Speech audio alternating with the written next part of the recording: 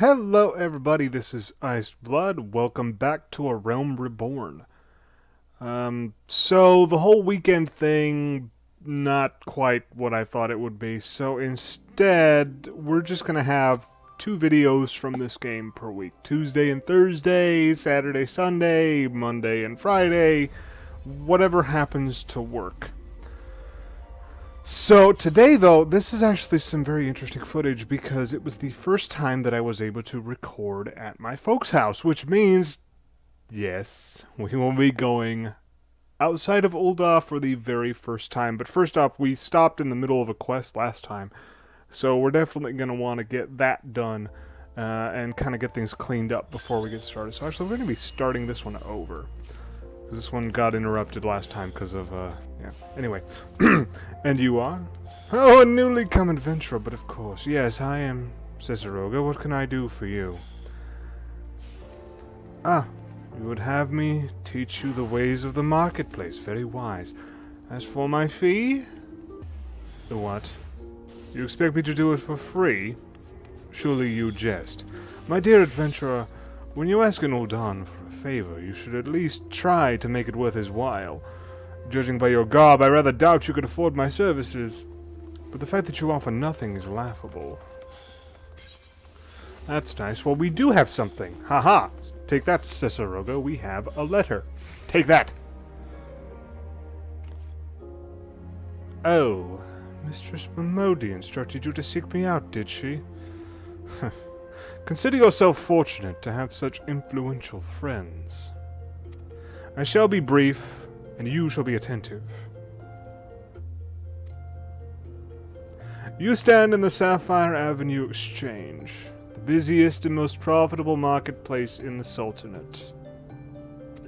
Being advantageously situated in relation to the other city-states, Ul'dah's markets have ever served as both the literal and figurative centers of Eorzean commerce.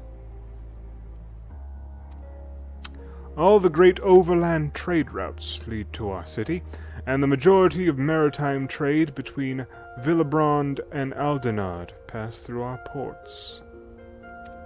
Because of this, countless companies and consortia have chosen Ul'dah as their base of operations. They see to it that this marketplace is awash with merchants and moneylenders, day and night.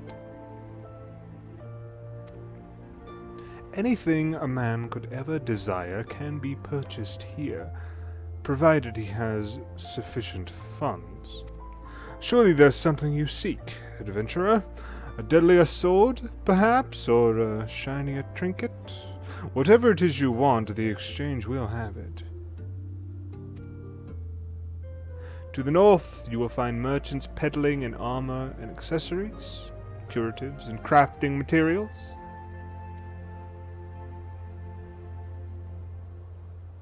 And to the south, you will find weapons, tools, and an assortment of other useful items for sale.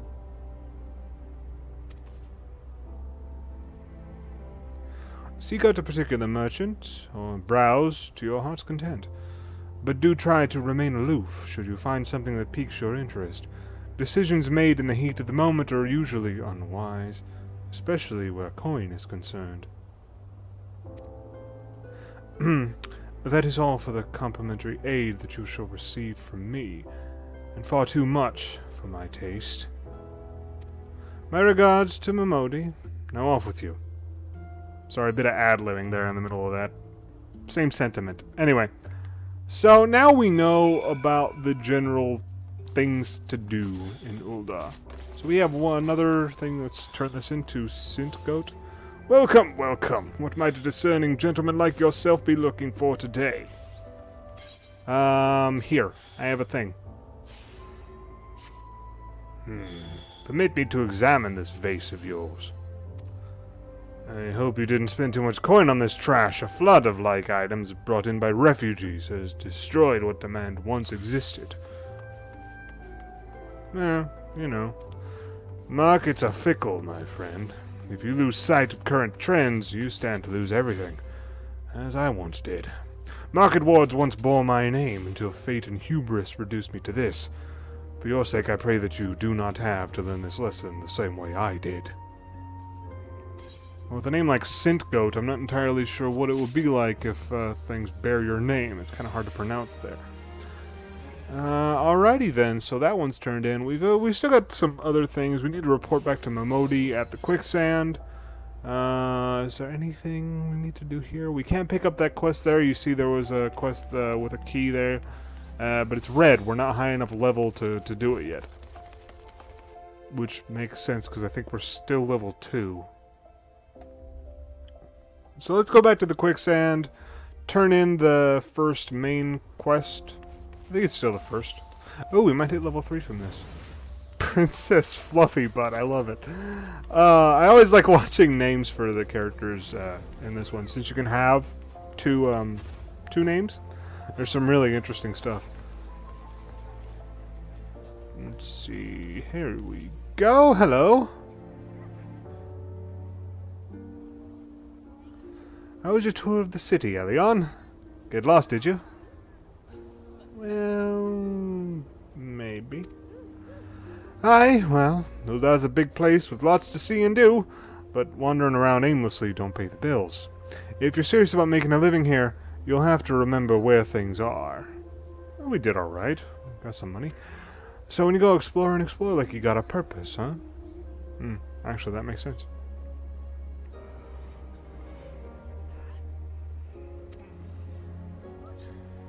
Alright then. All that's left for you is for you to work hard, make money, and spend it here at the quicksand. I see how you are. Okay, turn that in. There we go. That's done, I think. Oh, wait, hold on. Oh, okay, there we go. So this is the next main storyline quest, but we actually can't do it yet. We are level 3, which is decent considering we haven't set foot outside yet, but I'm pretty sure most of the quests in here right now we need to be level 5 in order to do. But the cool thing is this game takes, we saw that after all, took from, I think World of Warcraft was the first game to offer experience for finishing a quest. And thankfully this one took that under advisement, shall we say, and so every quest we turn in, not only will we get the experience for fighting the monsters for a lot of these, but we will also get experience for turning it in. Alright, so that was a tutorial for battle. We don't need that. It's pretty easy, especially right now. So we have our first quarry right here, Huge Hornets. We're going to start off with fire. And the reason for that is we're actually at full MP, which means there's no real reason to switch to ice. The main thing that ice offers, aside from the fact that it does slow things down, it makes things heavy, I think. So that is helpful.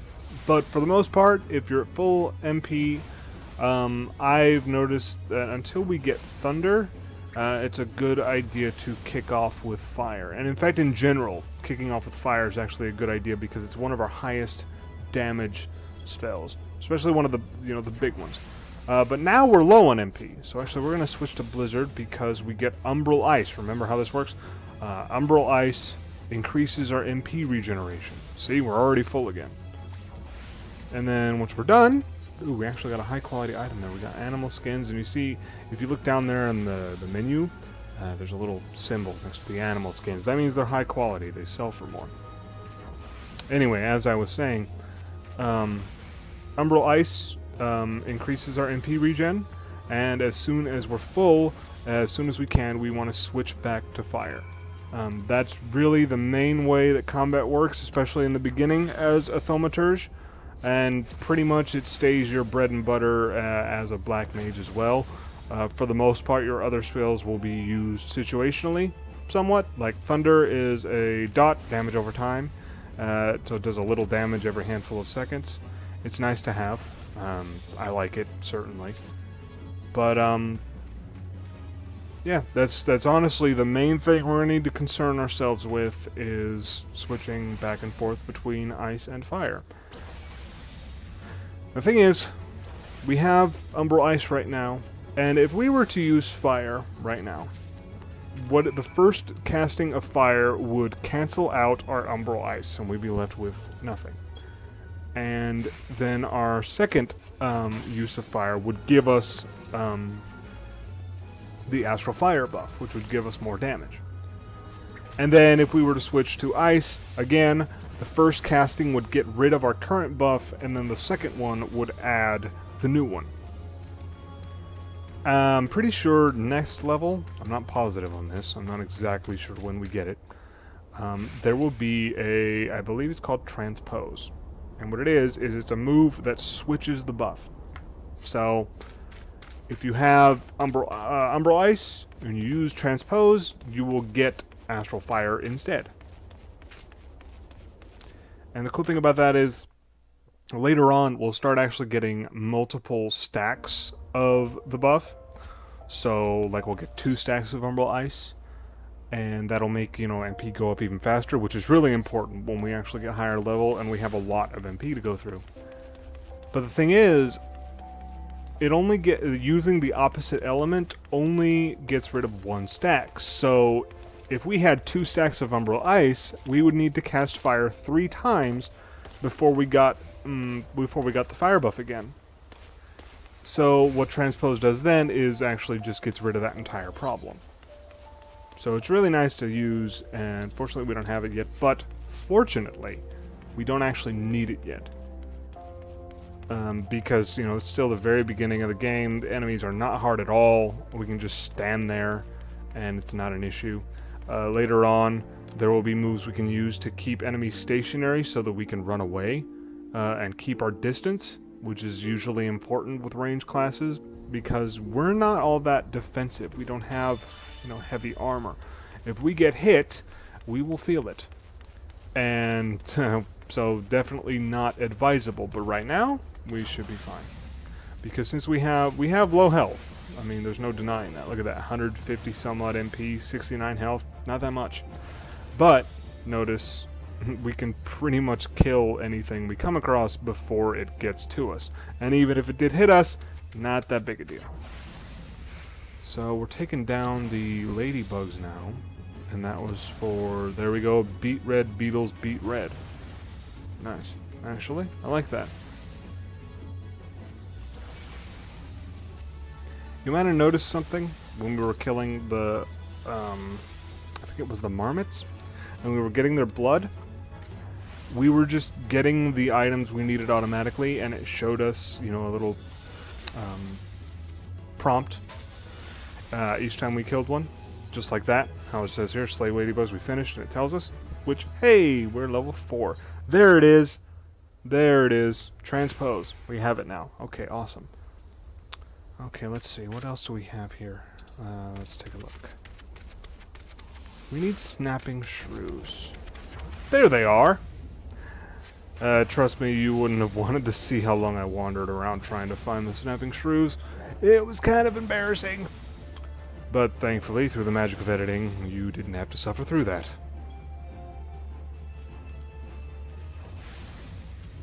So, yeah, what I was saying was, when we pick up quest items, marmot blood, or, cobra fangs, or whatever else we might end up needing, we don't have to pick it up from the corpse, like we do with a lot of different MMOs. That's usually a common thing. And, like here, collect shrew pelts. We just got a shrew pelt without having to deal with anything. You know what? I'm gonna change up something here. Hold on a second. There we go, there it is. The progress bar. It's in the middle of the screen. I don't like it there. We're gonna move it all over here to the side. Okay, there we go.